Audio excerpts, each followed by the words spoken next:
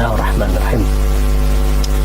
Kita akan lanjutkan lagi pembelajaran kita pada terkait dengan empati. Baginda Nabi Muhammad SAW itu kita kenal sebagai orang yang penuh kasih sayang.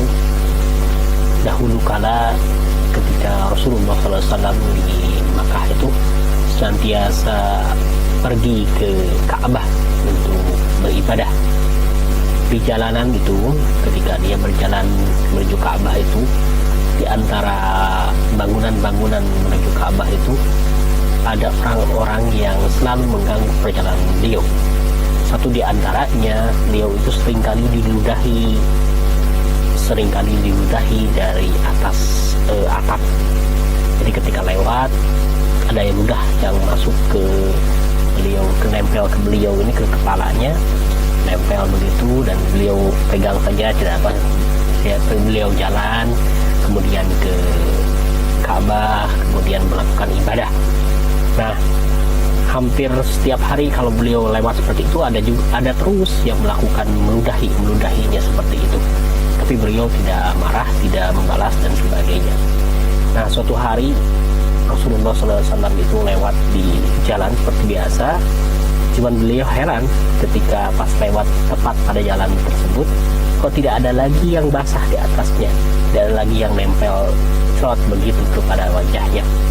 Sehingga Rasulullah SAW cepat-cepat ke tempat Ka'bah, di Ka'bah menjalankan ibadah. Setelah itu beliau bertanya kepada orang-orang, siapakah yang biasanya suka di atas atap kemudian yang melemparkan ludah kepada saya? Lalu orang-orang mengatakan bahwa si fulan itu sedang sakit, jadi dia tidak melakukan itu. Saya bertanya, kemudian ditunjukilah tempatnya. Rasulullah SAW kemudian dia datang sambil membawa kurma, mengetuk pintunya, tok begitu. Kata orang di dalam itu, siapa? Saya Muhammad. Muhammad siapa? Muhammad putra Abdullah. Ya, Muhammad putra Abdullah yang mana? Yang biasa lewat di dekat gang, kemudian yang seringkali engkau ludahi kalau lewat gitu. Dia kaget. Bolehkah saya masuk? Kata Rasulullah SAW. Orang itu tanpa diam kemudian memperbolehkan dan masuklah. Dan di dalam itu hanya ada ada istri dan anaknya yang masih kecil, dan si laki-laki itu yang menjauh itu dalam keadaan tempat berbaring, mungkin sakit dan sebagainya. Rasulullah SAW mendekati laki-laki itu, dan laki-laki itu ketakutan karena dia mengira bahwa Nabi Muhammad SAW itu akan membalas dendam atas perilaku Rasulullah SAW, kemudian mendoakan orang itu, kemudian memberikan kurma bagi dia dan mendoakan sesuatu dengan kata-kata yang baik dan sebagainya. Akhirnya orang yang sakit itu menyadari bahwa baginda Nabi Muhammad SAW itu tidak seperti yang digemborkan, diisukan oleh orang-orang Bani Quraisy itu atau orang-orang musyrikin itu. Ternyata bahwa Rasulullah SAW beliau adalah orang yang tidak mau melakukan perbuatan hal-hal yang tidak baik. Jadi tidak ingin membalas hal yang tidak baik dengan yang tidak baik lagi, tapi beliau itu ingin membalas yang perbuatan tidak baik itu dengan sesuatu yang baik, begitu. Nah, mengapa Rasulullah SAW itu beliau itu tidak mau membalas dan sebagainya? Karena berdasarkan pada Al-Quranul Karim, Bismillahirrahmanirrahim, laqad ja'akum rasulun min anfusikum azizun 'alaihi ma 'anittum harisun 'alaikum bil mu'minin raufur rahim. Sungguh telah datang kepada kamu, padakum, laqad ja'akum, pada kalian maksudnya, ja'akum itu kalian, kum. Sungguh telah datang kepada kalian seorang rasul dari kaum kalian sendiri, berat terasa olehnya penderitaan kalian, sangat menginginkan keimanan dan keselamatan bagi kalian, amat belas kasihan lagi penyayang terhadap orang-orang mukmin. Jadi Rasulullah SAW itu sangat penuh kasih sayang, ikut merasakan penderitaan orang lain, kemudian juga ingin bahwa manusia, orang-orang termasuk orang Islam itu selamat, begitu. Nah, dari ayat ini kita bisa memahami bahwa Rasulullah SAW itu adalah punya jiwa welas kasih, sangat kasih sayang, penuh kasih sayang.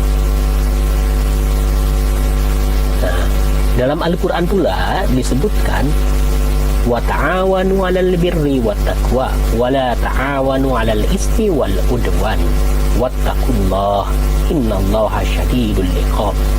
Dan tolong menolonglah kamu dalam mengerjakan kebajikan dan takwa, dan jangan tolong menolong dalam berbuat dosa dan pelanggaran, dan bertakwalah kamu kepada Allah, sesungguhnya Allah maha berat siksanya. Al-Maidah ayat 2. Jadi yang dilakukan Rasulullah SAW itu adalah sesuatu yang sudah berdasarkan pada Al-Quran tadi. Beliau tolong menolong dalam kebajikan dan takwa, dan tidak melakukan tolong menolong dalam berbuat dosa dan pelanggaran. Dan kita tahu bahwa kalau kita melakukan pelanggaran atau berbuat dosa maka berat siksanya. Yang dilakukan Rasulullah SAW itu ketika ada orang yang berbuat tidak baik pada kita, Rasulullah SAW justru berbuat baik kepada orang yang tidak berbuat baik itu dengan menengoknya yang tadi saat sakit, dengan menolongnya, memberikan makanan berupa kurma tadi.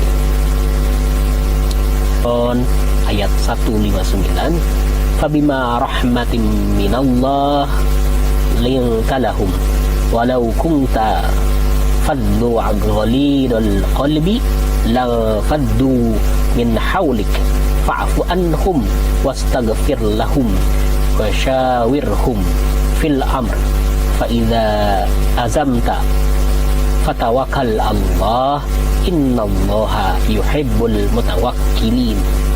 Maka disebabkan rahmat dari Allah lah kamu berlaku lemah lembut terhadap mereka. Siapakah yang berlaku lemah lembut terhadap mereka itu? Yang berlaku lemah lembut itu adalah baginda Nabi Muhammad SAW. Sekiranya kamu bersikap keras lagi berhati kasar, tentulah mereka menjauhkan diri dari sekelilingmu. Karena itu maafkanlah mereka, mohonkan ampunan bagi mereka, dan bermusyawarahlah dengan mereka dalam urusan-urusan yang terkait dengan masyarakatan. Kemudian apabila kamu telah membulakan tekad, maka bertakwakallah kepada Allah, sesungguhnya Allah menyukai orang-orang yang bertawakal kepadanya. Jadi Rasulullah SAW sangat santun, sangat baik, sangat berlaku baik, kemudian juga tidak membalas perbuatan yang tidak baik, tapi dibalas dengan perbuatan yang baik tadi seperti itu, karena Rasulullah SAW atau Rasulullah SAW berlaku lemah lembut karena disebabkan oleh rahmat Allah, disebabkan oleh Allah lah yang menciptakan Rasulullah SAW seperti itu. Sekiranya Rasulullah SAW seperti manusia biasa yang kasar, membalas dan sebagai pembalas dendam dan sebagainya, pasti tidak banyak orang yang tertarik masuk Islam ketika di Makkah itu. Abi Musa radhiyallahu anhu, dia berkata bahwa Rasulullah SAW bersabda, orang mukmin yang satu dengan mukmin yang lainnya bagaikan satu bangunan yang bagian-bagiannya saling mengokohkan. Hadis riwayat Bukhari. Orang mukmin yang satu dengan mukmin lainnya bagaikan satu bangunan yang bagian-bagiannya saling mengokohkan. Nah, dari hadis Bukhari ini kita pahami bahwa kita sebagai sesama umat Islam atau sesama umat manusia tidak boleh melakukan sesuatu yang tidak baik, tetapi harus bagaikan satu bangunan yang bagian-bagiannya saling mengokohkan. Kalau di antara teman kita yang satu beragama Islam itu, misalkan ada yang sakit, haruslah kita menengoknya. Kalau dalam masa-masa pandemi seperti ini, ya mungkin kita berucap lewat WhatsApp, meneleponnya, bagaimana kabarnya, mendoakannya dan sebagainya. Jadi yang tadi kita sebutkan itu, yang tadi kita pelajari itu, mulai tadi dari cerita baginda Nabi Muhammad SAW, kemudian ayat Al-Quran, surat Al-Taubah 128 itu, kemudian juga ayat-ayat yang lainnya, sebetulnya yang termasuk dia tadi hadis adalah terkait dengan empati. Terkait dengan empati. Apa itu empati?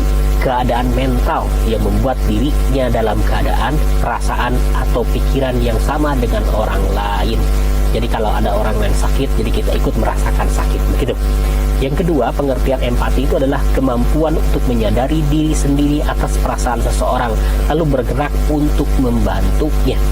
Jadi kalau ada teman kita jatuh, misalkan dari sepeda jatuh, bukan hanya kita aduh kasihan, tapi harusnya kita langsung segera, tidak hanya menyebut kasihan, tapi kita segera membantu, membangunkannya dan mengobatinya, begitu. Kalau ada orang yang misalkan tiba-tiba ada pengemis, terus jalannya kasihan lah, begitu, kasihan, terus ada pengemis itu, lalu kita kasihan ya, dia kayaknya belum makan.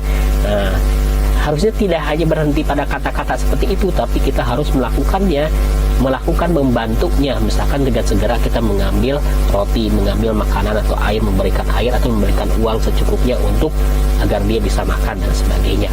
Nah, itulah disebut dengan empati. Empati itu ikut merasakan, tapi juga melakukan kegiatan yang sifatnya membuktikan bahwa kita membantu orang lain. Gitu. Nah, ciri sikap empati: 1. Dapat merasakan apa yang dirasakan oleh orang lain. 2. Mampu menempatkan diri sebagai orang lain, menjadi orang lain yang merasa. Kalau ada yang misalkan teman kita yang tidak punya pulsa, punya kuota, harusnya kita ikut merasakan bagaimana susahnya dia nanti belajar dan sebagainya. Harusnya kita tergerak untuk membantu mengirimkan kuota kepadanya. Gitu. Bentuk-bentuk dari sikap empati: 1. Orang yang empati itu berbelas kasih dan menyayangi orang lain seperti pada dirinya sendiri. 2. Orang yang empati itu selalu menolong orang lain saat dalam keadaan kesulitan, baik dalam urusan pendidikan, lingkungan, ekonomi, dan sebagainya. 3. Orang yang empati itu turut meringankan beban orang lain. Nah, yang ini yang terakhir ini yang terkait dengan orang tua. Misalkan kalau orang tua kita itu, kalau kita bebani orang tua itu dengan selalu membangunkan kita harusnya dengan mengurangi beban orang lain itu, membangun beban orang tua itu dengan kalau pas waktu pagi cepatlah bangun sebelum dibangunkan. Jadi, ada teman-teman ini belum mengerjakan tugas, sementara guru sudah menagih-nagih via WA. Harusnya kita membantu teman-teman yang lain, cepat dong kerjakan tugas itu, begitu. Kita nanti akan lanjutkan lagi dengan materi-materi yang lainnya terkait dengan empati. Nanti fokus coba empati ini pada sikap hormat menghormati orang tua dan sikap hormat kepada guru. Dan lanjutannya seperti itu. Terima kasih. Aku qouli hadza wa astaghfirullah li wa lakum.